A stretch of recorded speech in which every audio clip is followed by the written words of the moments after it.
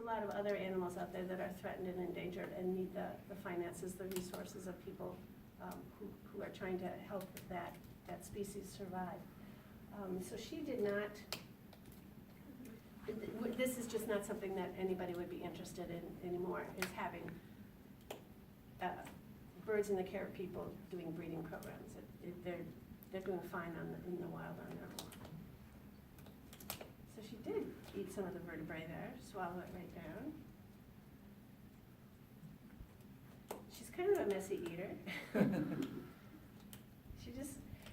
Fish is harder to clean up than when we feed them like rats and stuff, because there's scales that stick to the ground. So Angel just loves to make sure I have something to do as a volunteer.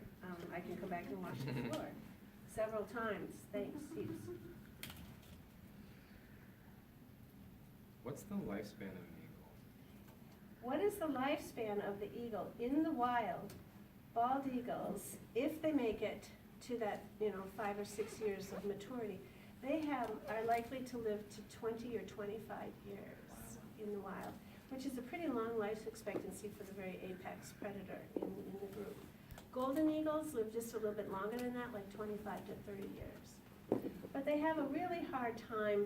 The deck is kind of stacked against them even getting that far.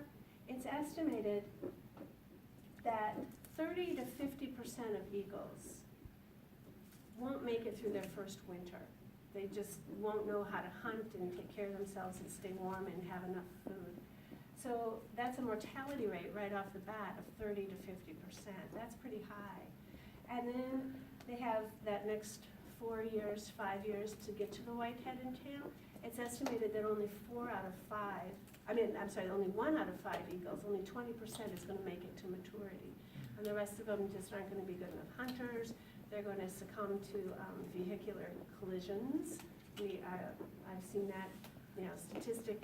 The DNR in Wisconsin thinks that vehicular collisions is the leading cause of eagle death in Wisconsin because they're at the side of the road. They're apex predators. So when they see a vehicle coming towards them, they don't see that as a danger or a threat. They see that as a challenge. This is my free lunch. This is not your free lunch, and I'm going to stand here and make sure you don't come and take it away from me. So as a driver, as I'm approaching roadkill, crows will fly away and vultures will fly away. But what she is likely to do, what an eagle is likely to do, is try to protect that source, and scare you away. So they fluff out all their feathers. They might even put their wings out a little bit to protect the food. They want to look big and intimidating and threatening and scare the car away.